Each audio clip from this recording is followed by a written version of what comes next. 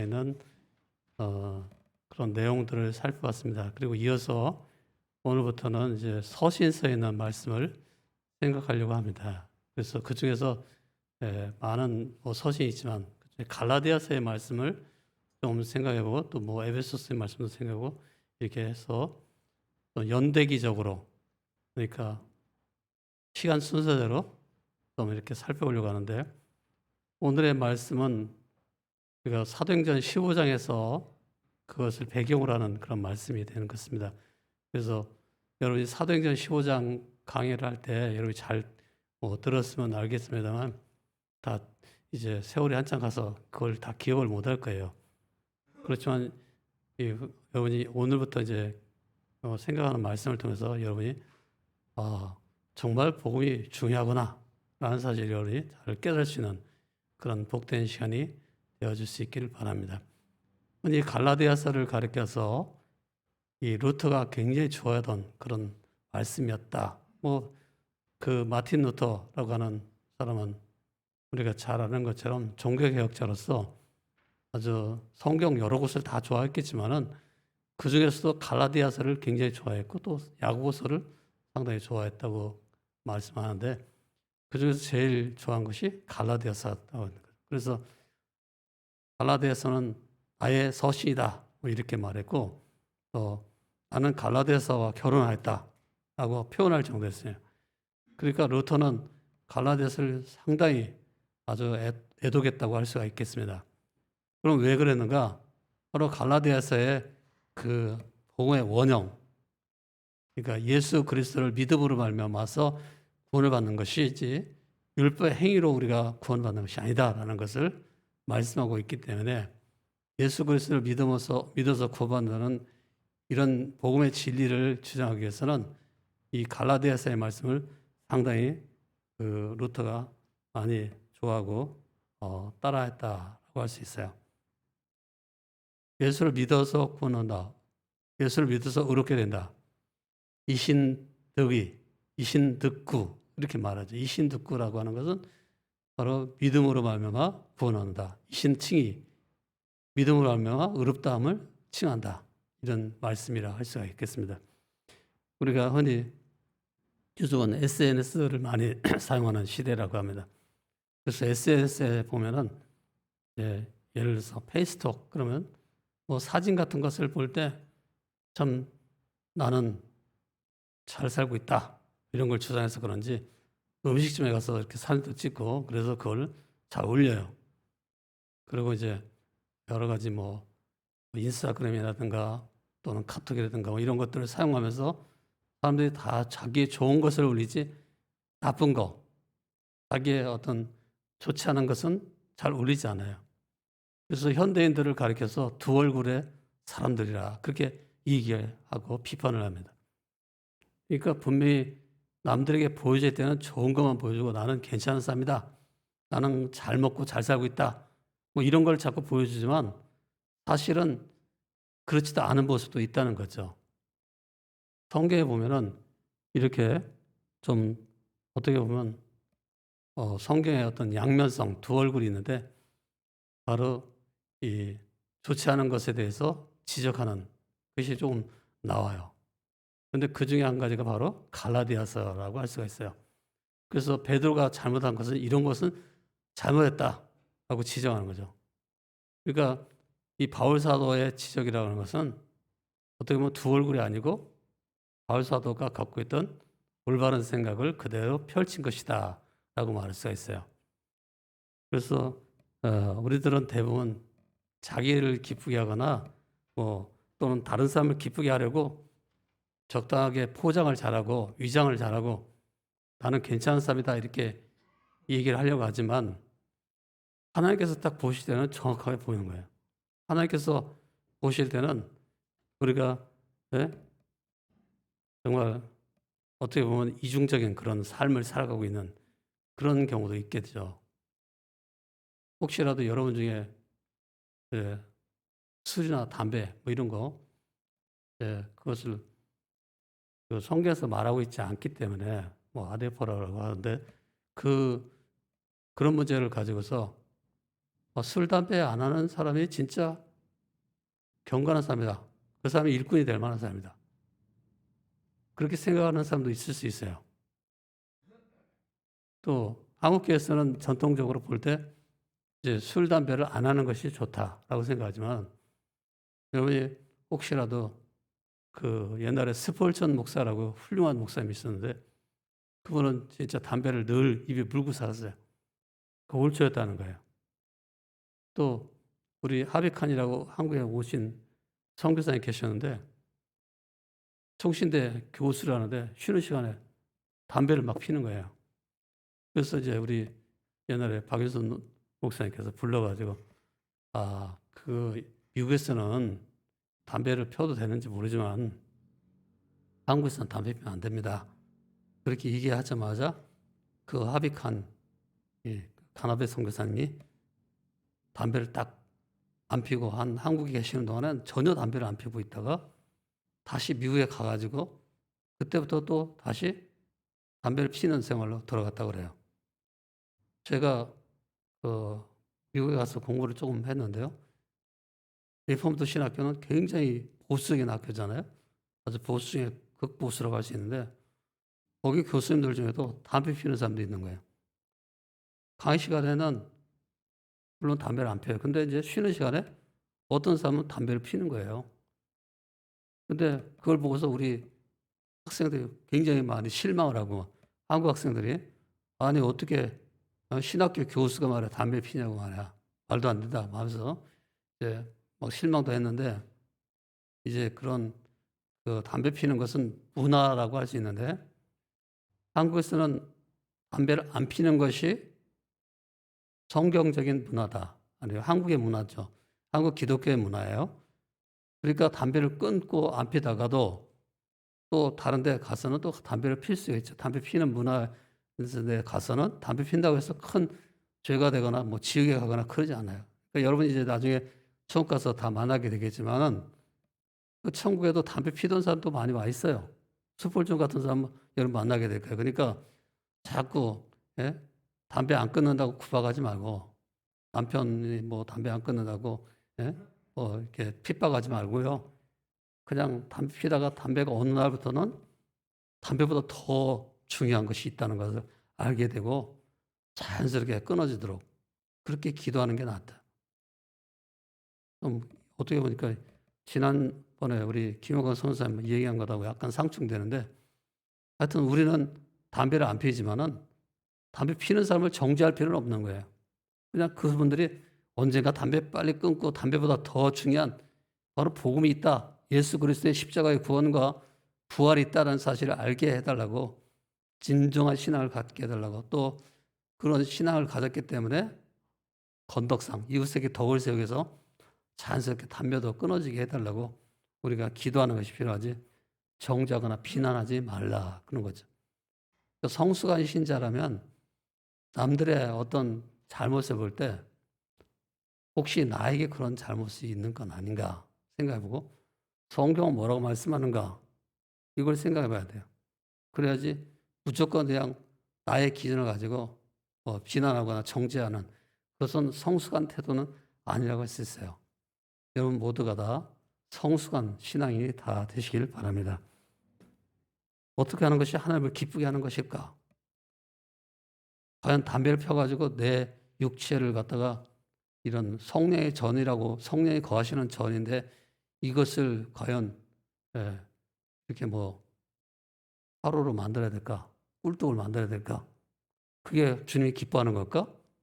하나님께서 기뻐하는 것은 뭘까? 이걸 생각해 봐야죠. 그래서 항상 우리가 어떤 두 얼굴을 가지고 이렇게 모든 것을 생각해 볼 게 아니라 그냥 우리는 성경적인 가치관을 가지고 항상 성경에서 말하는 하나님을 기쁘게 하는 방법이 뭔가 이것을 먼저 생각할 줄 아는 그런 성도가 되어줄 수 있기를 바랍니다. 그래서 바울 사도가 베드로가 잘못 행동하는 외식적인 행동하는 것을 보면서 책망했다는 그런 기록을 보면서 여러 가지 많은 것을 생각할 수 있겠지만 구원이라는 것은 오직 그리스도에게 달리는 것이지 어떤 행위, 깨끗한 행위 율법을 지키는 행동에 다니는 것은 아니다.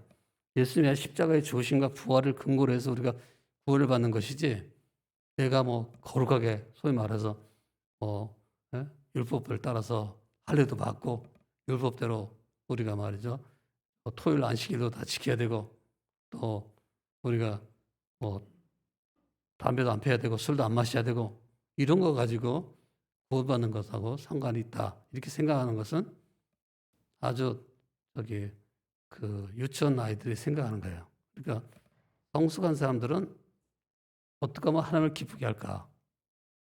이렇게 내가 하는 것이 과연 하나님을 기쁘게 할 건가? 이걸 생각하고 내가 하나님에게 좋게 할 것인가? 사람에게 좋게 할 것인가? 판단해 본다면 하나님께서 기뻐하시고 하나님께서 좋아하시는 쪽으로 선택을 하는 것이 더 올바른 것이라 할 수가 있어요. 그래서 오늘 우리가 이 본문을 살피면서 왜 예수님의 십자가의 죽으심과 부활하심의 그 은혜, 즉 복음의 진리가 왜 중요한지 그것을 여러분이 잘 깨달았어야 돼요. 왜 복음이 중요할까요? 뭐 여러 가지로 설명할 수 있는데 여러분이 거기에는 여러분이 가진 유인물은 안 나와 있는데요. 왜 이 십자가의 그 복음, 바로 예수님의 구속의 복음, 대속의 복음이 왜 중요하냐? 이런 걸 여러분이 나름대로 한번 답을 쓸 수 있겠죠. 무엇보다도 첫째는 왜 그것이 중요하냐면 바로 성경의 핵심이 바로 그 내용이기 때문에 그래요. 성경에서 나오고 있는 모든 것의 핵심은 메시아의 구원이죠. 메시아의 대속이에요. 예수님의 십자가의 죽으심이에요. 그걸 통한 구원이 바로 성경의 핵심이에요. 구약의 핵심, 또 신약의 핵심, 그것이 바로 예수 그리스도의 십자가의 죽으심을 통한 대속, 죄의 용서함을 받는 것. 그래서 누구나 다 예수 그리스도를 믿어서 구원받는 것이지 어떤 행동으로 구원받는 건 아니다. 근데 여러분이 그렇다고 해서 행동을 무시하면 안 돼요. 왜냐하면 천국에서 상은 행동에 의해서 결정되기 때문에 그래요. 많이 결정돼요. 천국에서는요, 넌 뭐 하다 왔느냐? 그걸 물어봐요. 우리가 하늘에 상급을 받을 때는 그냥 밥 먹고 똥 싸다 왔습니다. 그러면 그런 거 가지고 상 안 줘요.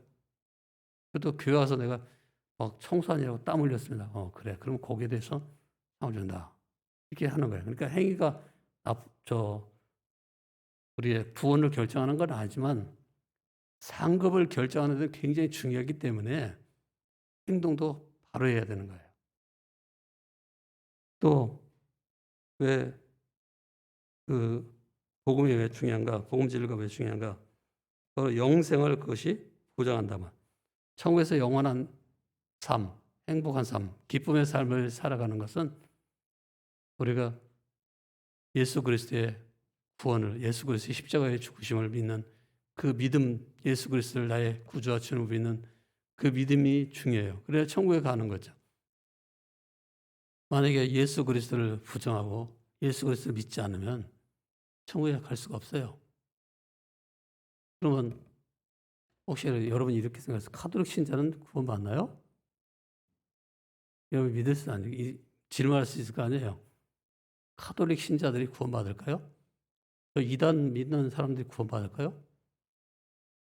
구원받을 가능성이 있어요. 그들 중에 구원 못 받을 가능성도 있지만은 구원받을 가능성이 높아요. 왜냐하면 성경대로 바르게 믿으면 되는 거예요. 그러니까 우리가 카톨릭 신자들 보고 잘못했다고 막 이단에 속한 사람들 보고 정죄할 게 아니고, 잘못했다고 정죄할 게 아니고 성경대로 바르게 믿으면 예수 그리스도 구주와 주님으로 개인적인 정말 주님으로 영접하면 당신도 천국에 가서 영생을 누릴 수 있으니까 괜찮다. 이게 생각해야 돼요. 안식교 신자는 구원받을까요? 어떤 사람들은 안식교 신자들은 구원 못 받을 거래요. 그렇게 얘기하는데 저는 그렇게 생각 안 해요. 성경에 보면은 안식교 신자라 할지라도 그가 바르게 예수 그리스도를 구주와 주님으로 믿었으면 천국에 갈 거죠. 천국에서 만나게 될 거예요.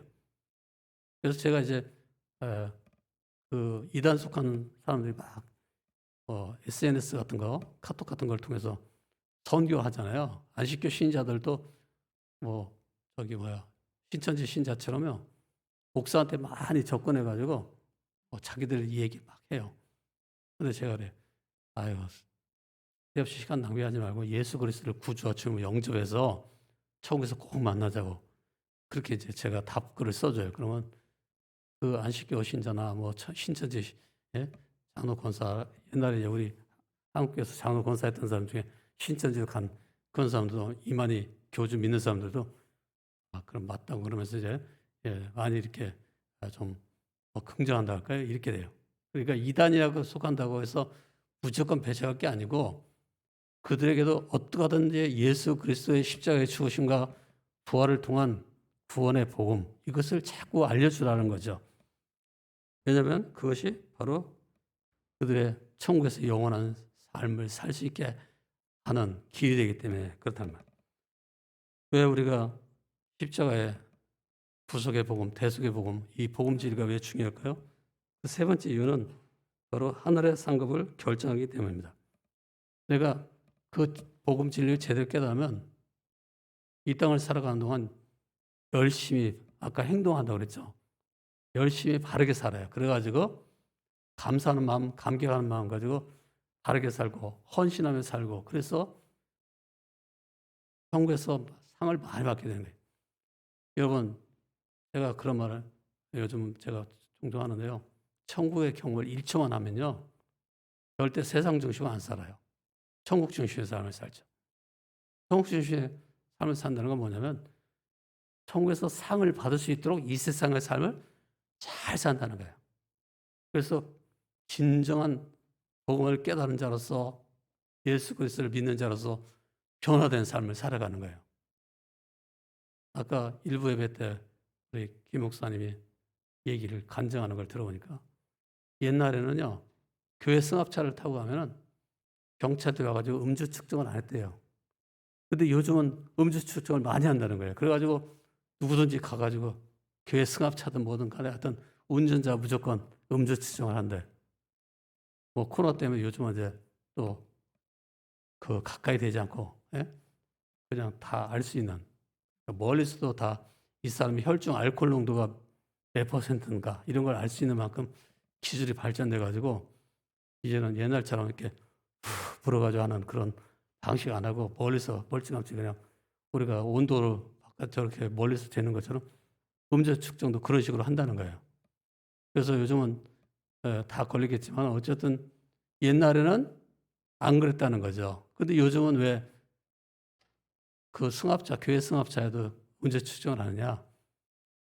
교회 승합차로 운전하는 봉사자들도 술 마신 분이 많다. 그래서 그런다는 거예요. 그래서 애매하게 말이죠. 우리 목사님이신 김 목사님도 가가지고 음주 측정을 많이 당했나 봐요. 그러니까 그런 얘기예요. 즉 삶을 사람들이 믿지 않는다는 거죠. 요즘은 크리스찬들이라고 해서 저들의 삶이 진짜 변화됐다고 세상 사람들은 생각하지 않는다는 거예요. 예? 세상 사람들이 볼 때는 그들이나 우리나 다 똑같다. 크리스찬들은 더 뺀질거리고 더 핑계거리 대고 말이죠. 적당하게 둘러대려고 하는 그런 경향이 많다. 그렇게 생각한다는 거예요. 이것은 정말 통탄한 일이에요. 우리가 삶이 변혁되지 않았다면 성경 말씀으로 우리의 삶이 바뀌지 않았다면 한번 생각해 봐야 돼요.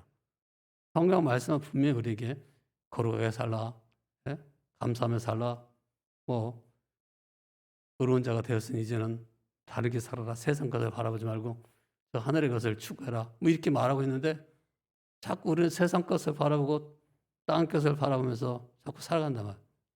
이것이 문제라는 거죠.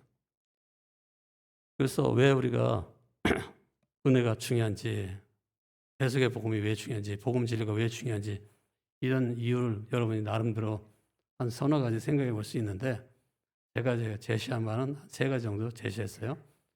그다음에 두 번째로는 어떻게 그런 이 복음 진리를 가진 사람들은 어떻게 살아야 되는 건가?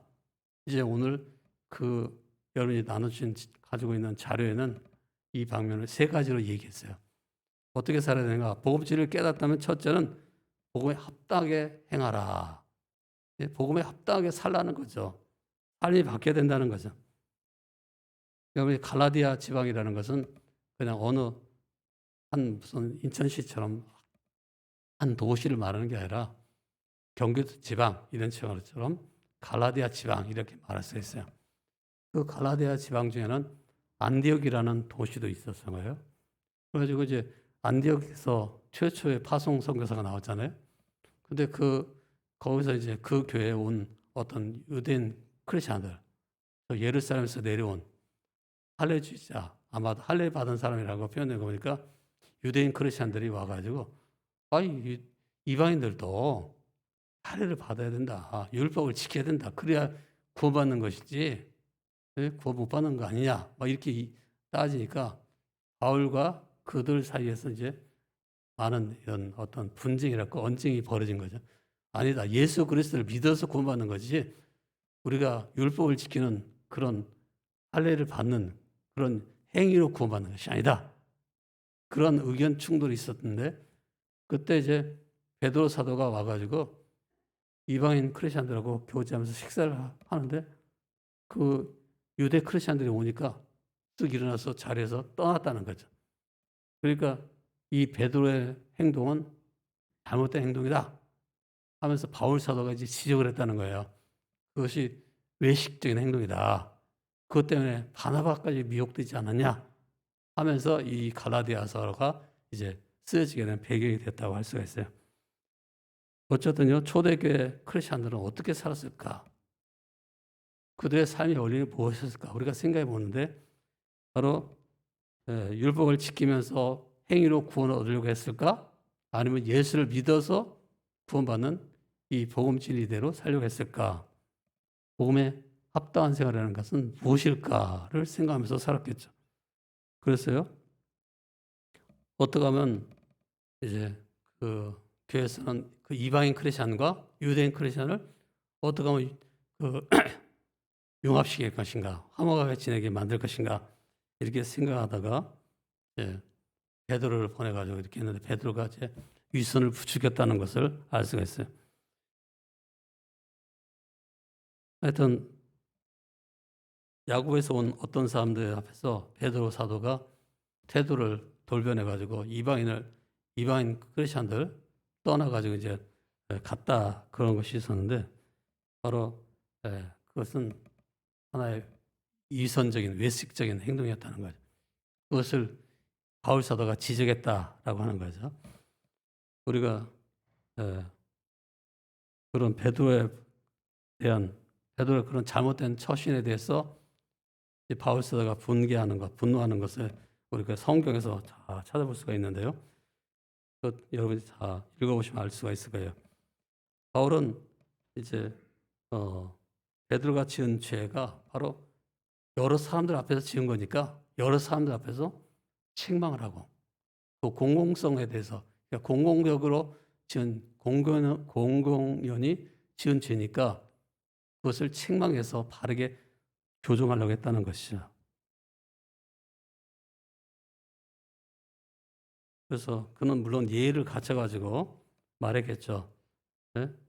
그렇지만 그렇다고 해서 바울 사도가 진리를 감추지는 않았다는 거예요. 복음 진리에 대해서 감추고 그것을 숨겨놓지는 않았다는 것을 알 수가 있어요. 예수님께서는 세상에 계실 때 사람들에 대해서 어떤 반응을 보이시는데 세 부류의 사람에 대해 반응을 보이는데 첫째는 주님 따라오고자 하는 아주 적극적인 그런 사람들에 대해서는 절대 순종을 말씀했고요. 두 번째는 또 어떤 사람에 대해서는 깨어진 사람에 대해서는 어떻게 했냐면 그들을 위로하고 격려하고 이렇게 했어요.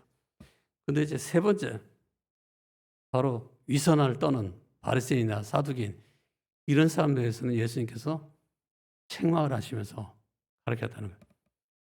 그래서 바울 사도의 행동도 이런 바로 세 부류의 외식하는 사람들에 대한 예수님의 행동을 따르는 것이었다라고 할 수 있는데 여러분이 잘 생각해 볼 것은 그 바울의 책망의 행동 속에는요.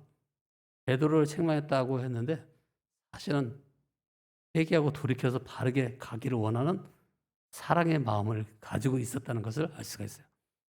즉 예수님께서 바리새인들을 책망하실 때도 그들의 외식이나 그들의 위선을 책망할 때도 그들을 사랑해서 그들이 바르게 회개하고 바른 길을 가게 바라시기 때문에 그런 말씀을 책망하는 거스리는 말씀을 하신 것이라는 거죠.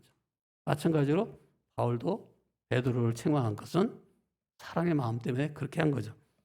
어쨌든 우리는 우리 속에 혹시 위선이 있나? 우리 속에 어떤 이런 외식이 있나? 이런 것을 살펴보면서 이것을 제거해야 되는 것입니다. 그러면서 예수님은 죄인들에 대해서는 어떻게 되었을까? 판단하지 않았다. 예수님은 그리고 사랑을 보여줬다. 그런 것을 많이 볼 수 있고요. 위선자에 대해서는 책망하면서도 바로 진리를 숨기지 않는, 그래서 복음 진리를 알려서 회개하고 돌아오도록 그게 만들었다는 걸 보면서 우리도 행동을 할 때 항상 우리의 삶의 기준을 주님께 두면서 주님이 어떻게 처신는가 생각하면서 우리도 이렇게 처신해야 될 줄 믿습니다. 두 번째, 어떻게 우리가 복음을 감추지 말고 증거해야 되는가? 복음을 우리가 어떻게 중요한 것으로 다뤄야 되는가? 행위가 아닌 믿음으로 의롭게 된다는 사실을 기억하십시오. 그러니까 우리는 항상 우리의 행위로 구원받는 게 아니고 바로 믿음으로 의롭다. 이신칭의가 된다. 이신득구가 된다. 이런 것을 잊지 말고 기억해야 된다는 거죠. 바울은 베드로의 위선적인 행동을 심각하게 여기고 그것을 지적을 했는데 바로 베드로가 복음을 부인했다는 거죠. 예수님의 십자가의 죽으심과 부활로 말미암은 구원에 대해서 이런 진리에 대해서 부정한 것이 아니냐. 그래서 그것을 이제 심각하게 생각하고 지적하고 또 책망했다고 할 수가 있어요.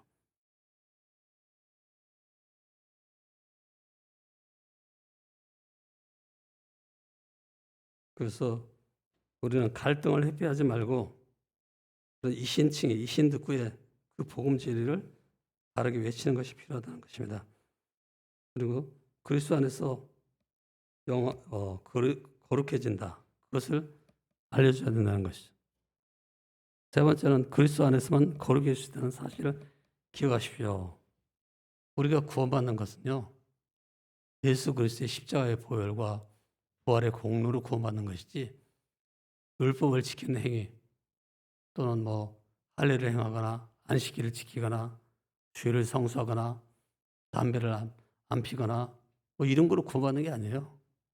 우리가 구원받는 것은 예수 그리스도의 십자가의 죽으심과 부활의 공로로 구원받는 줄 믿습니다. 이런 얘기가 있어요. 오늘 어떤 그 전도자였던 그런 무디 선생님에게 어떤 사람이 막 헐레벌떡 달려가지고 예배가 다 끝났냐고 물어보니까 다 끝났다고 그래요. 그러니까 그 사람에게 무디 선생님께서 왜 그러시냐고 물어보니까 그 사람이 말하는 거예요. 저는 좀 멀리서 사는 사람인데 선생님이 여기서 뭐 집회한다고 그래서 제가 열심히 달려왔지만은 이렇게 시간이 늦어버려가지고 집회에 참석하지 못했네요. 이렇게 얘기하니까 이 무대 선생님이 아이고 참 너무 늦었습니다.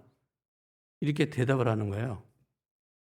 그래서 이 사람이 참 쌀쌀하게 대답하니까 이 사람이 생각할 때 아니 참 무대 선생님께서 이렇게 쌀쌀맞게 말해 너무 늦었다고 이렇게 하시니까 예? 그 너무 좀 많이 예? 실망을 했겠죠. 근데 무대 선생님이 이렇게 말했어요. 당신이 좀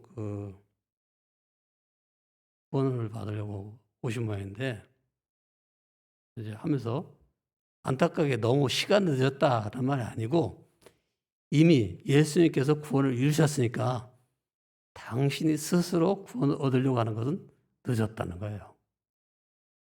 제 말이 무슨 말인지 이해가 안 가는가요? 좀 더 쉽게 설명해 볼까요? 벌써 집회 끝났나요? 여기 오면 답을 찾을 수 있을 것 같다. 뛰었는데 벌써 끝났습니까? 이제 저는 어떻게 하면 되죠? 제 인생의 답을 찾을 수가 없어서 평생 고민했습니다. 저는 도대체 어떻게 해야 됩니까?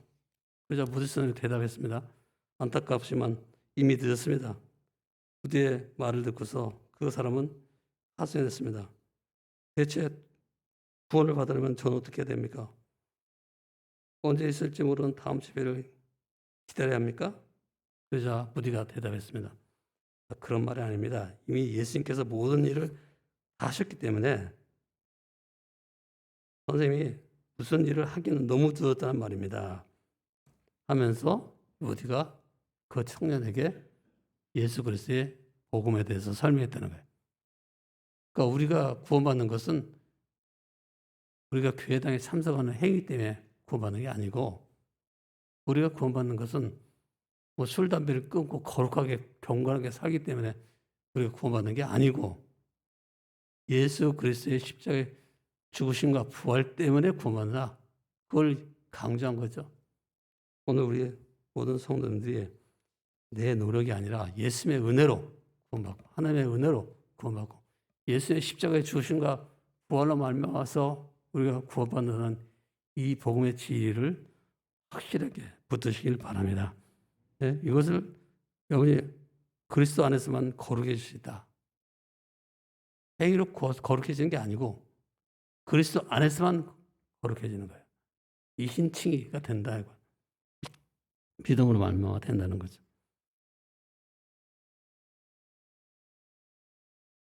네, 뭐 다른 내용은 쭉 여러분이 다 읽어보시면 알 수 있을 것 같아요.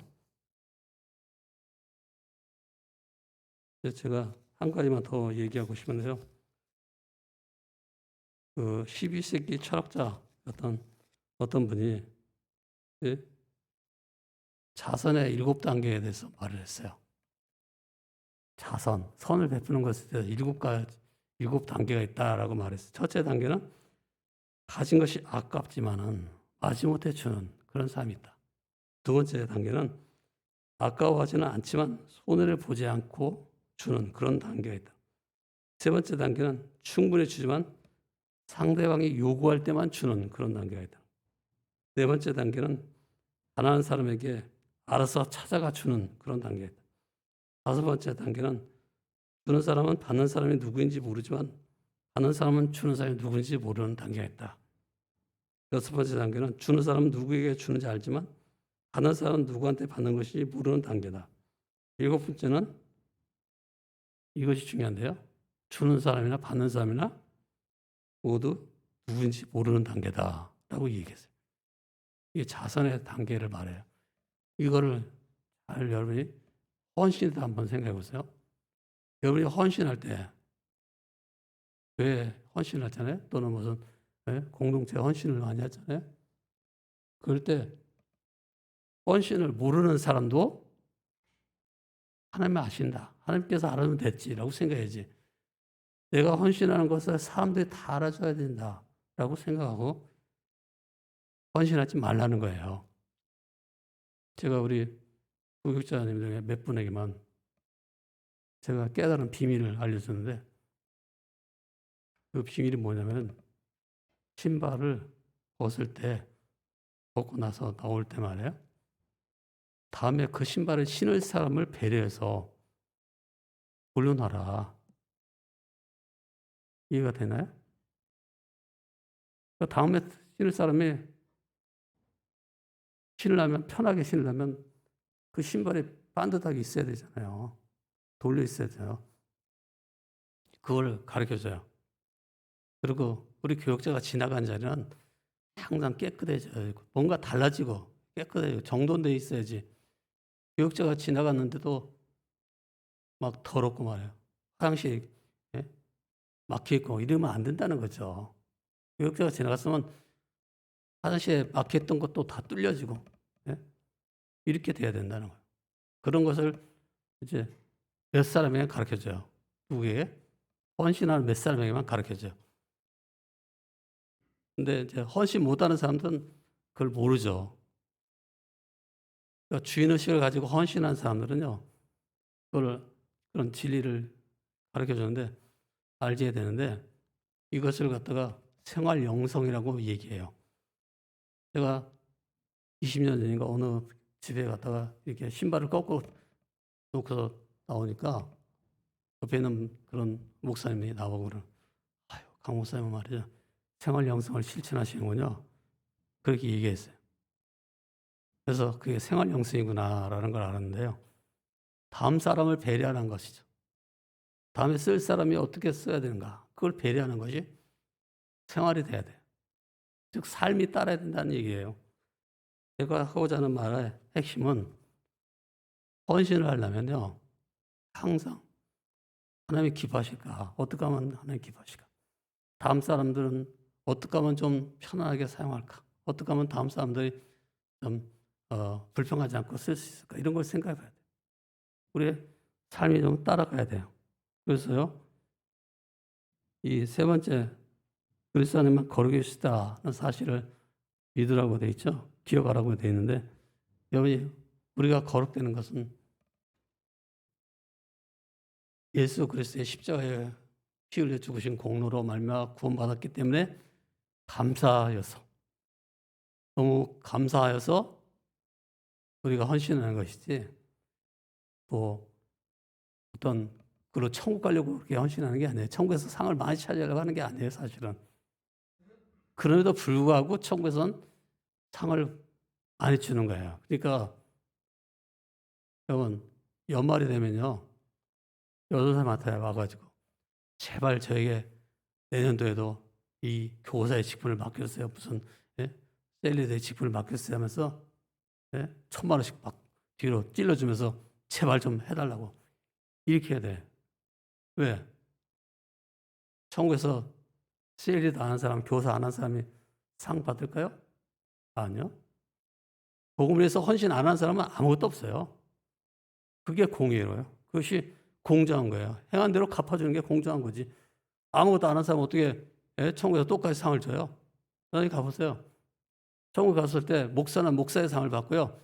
집사는 집사의 상을 받고 권사는 권사의 상을 받는데 다 상이 다 다른데요. 목사도 다 상이 다 달라요. 헌신 안 하는 목사든 가서 주님께 체험을 허송했다고 혼날 거예요. 짜장면이나 배달해다가 천국에서 그야말로. 천국에서는 행한 대로 갚아주는데요. 그러니까 열심히 봉사를 해야지 우리가 천국에서 상을 받는 거예요. 그러나 구원은 행위와는 무관하다는 거예요. 우리의 어떤 섬김의 행위 때문에 구원받는 게 아니고 예수 그리스도의 십자가의 죽으심의 공로, 부활의 공로 때문에 우리가 구원을 받는 거예요. 여러분, 이런 진리를 잘 아시고 항상 주님을 잘 섬기시기를 주의 이름으로 부탁드립니다. 기도하겠습니다. 하나님 아버지, 오늘도 주 앞에 나와서 주의 말씀을 깨닫사오니 그 말씀대로 순종해서 많은 열매를 맺을 수 있게 해주시옵시되 늘 감사 감격하여 주님을 섬길 수 있는 그런 성도가 되게 하여 주시옵소서. 우리가 섬기지 않고 헌신하지 않는다고 해서 주님께서 손해보시거나 주의 나라가 확장되는데 방해를 받는 것은 아니라는 사실을 알고, 그럼에도 불구하고 나의 섬김과 나의 조그만 헌신을 통해서 주의 나라가 조금 더 확장되고 주의 복음이 좀 더 널리 증거될 수 있다는 이 귀한 놀라운 것을 생각하면서 감사하며 감격하여 늘 섬기고 헌신할 수 있는 저희가 되게 하여 주시옵소서. 오늘도 세계 곳곳에서 복음을 위해서 기꺼이 섬기고 헌신하고 참으로 애쓰는 많은 그런 주의 종들과 또 많은 주의 백성들을 권고하시고 하나님의 크신 사랑과 은혜로 저들의 삶을 채워 주시옵소서. 예수님의 이름으로 기도드립니다. 아멘. 지금은 우리 주 예수 그리스도의 은혜와 하나님 아버지의 영원 무궁하신 사랑과 성령의 교통하심과 인도하심과 충만하신 역사가 오늘 산부 예배에 나와서 주 앞에 예배를 드리는 모든 성도들과 저들의 가정과 저들의 하는 모든 일들과 또 저들의 가족들을 위해 또 열방의 백성들과 그들을 위해서 수고하는 사역자들과 동역자들과 또 백성들 위해 또 환우들과 교우들 위해 지금부터 영원까지 함께 계시옵기를 간절히 축원합나이다.